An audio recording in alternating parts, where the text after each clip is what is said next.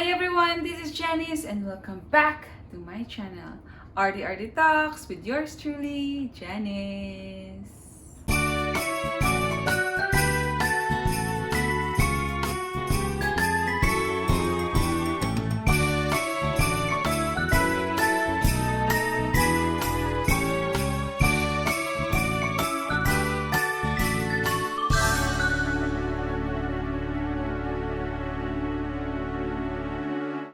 A proud Kapampangan. Common notation sa mga Kapampangan are really good cook. Pressure! Pero parang kasabihan lang yun. There are some Kapampangans who really doesn't know how to cook. But there are majority of Kapampangans who are really good cooks. Either they are chefs or home chefs. In this episode, we will be cooking a traditional dough. Not adobo, but the asadong Kapampangan. Yay! What we need in our asadong Kapampangan: 1 onion chopped, 6 cloves of garlic peeled and minced, 2 tablespoons lemon juice, 1 cup tomato sauce, 1/4 cup soy sauce, 1 can liver spread, preferably Reno. I have tried other brand but it's not good. If you don't have Reno, best to use fresh chicken liver, boil it and mince or blender it. 1 pork knuckle or pork pata. You can also use chicken and other meat part, shoulder, belly. 2-piece potatoes, peeled and chopped to square. 5 cups of water. Cooking oil. 1/4 teaspoon pepper to taste. Maggi Magic Sarap. Let's start preparing our asadong Kapampangan. Yay! Lagay ang onion, bawang,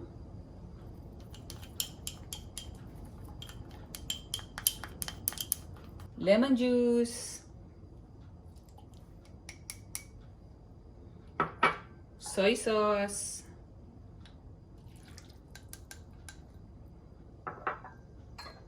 Reno or liver spread,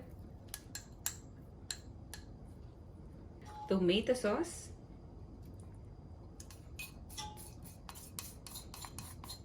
and pepper. Lagay ng 1 cup water.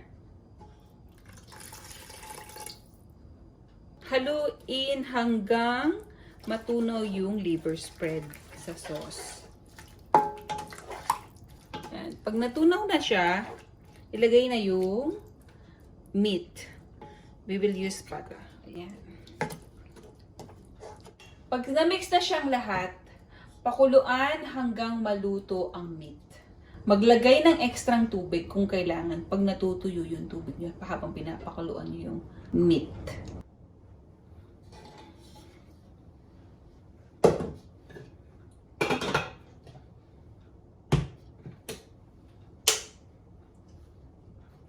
Ayan, let's wait.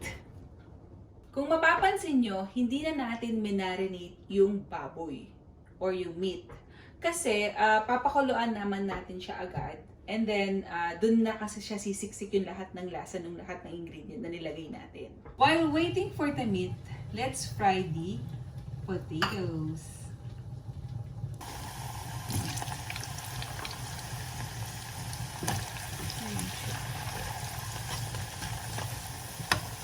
Habang hinihintay natin yung maluto yung first batch ng potatoes natin.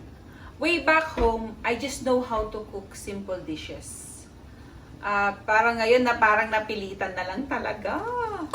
Kasi when you are working abroad, kailangan mong gawin lahat. As in lahat. From washing the dishes, paglalaba, paglilinis ng bahay, paghugas ng pinggan, paglilinis ng CR ng sarili mo. Alam mo yun, lahat ng yun kailangan mong matutunan. Most especially yung pagluluto. You really need to learn how to cook. Kaya ngayon, medyo madami-dami na rin yung mga alam kong mga dishes na lulutuin. Wow! Let us finish frying the potatoes and set aside. Golden brown na siya. Ayan. Ilalis na lang yun. Dito na yan. Perfect! So, malambot na yung meat. So, gagawin natin, piprituhin na natin siya. Siguraduhin lang na hindi overcook yung meat nyo. Lalo na kung chicken yung ginamit nyo meat. Kasi, para maiwasan din na madurog yung meat nyo pag piniprito nyo siya. So, ipipreheat natin yung pan. Ayan. So, gagamitin natin yung mantikang ginamit natin sa pinagprituhan natin ng patatas. So, lagyan natin. Ayan. Para umiinit na rin yung pan. Ayan. So, ibabalik ko na siya. Isagasag ko para hindi init. Ibalik. Sakit.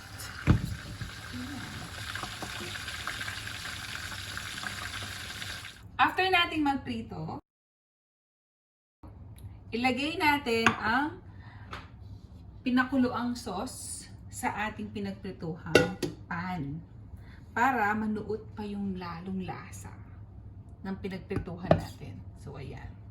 So, now, lagay natin sauce. Then, haluin lang ng konti. Tapos, ilagay na ang pinritong meat.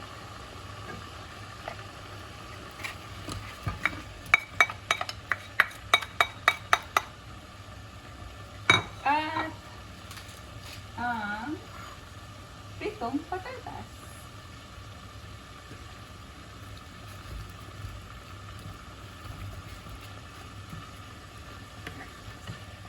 Haluin.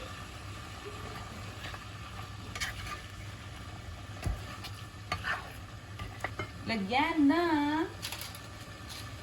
Magic sarap.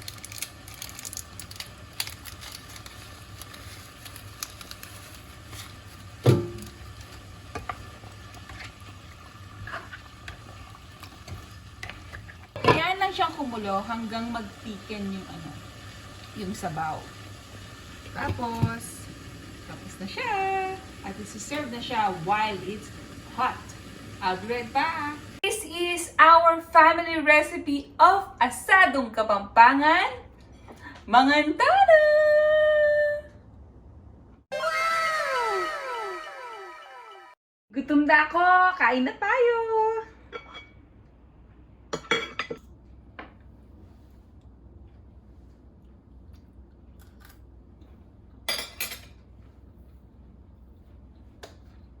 Manyaman! Ang sarap, grabe. Masarap siya. Sobra masarap. I like it. Sana nag-enjoy kayo. As you can see, sobrang nag-e-enjoy ako dito. If you have recommendations, suggestions to improve our channel and topic that you want to feature, please comment down below. Please don't forget to like, subscribe, and don't forget to ring on the bell button dyan sa baba para updated kayo sa aking mga upcoming vlogs. Thank you all for watching, and I'll see you in my next vlog. Bye!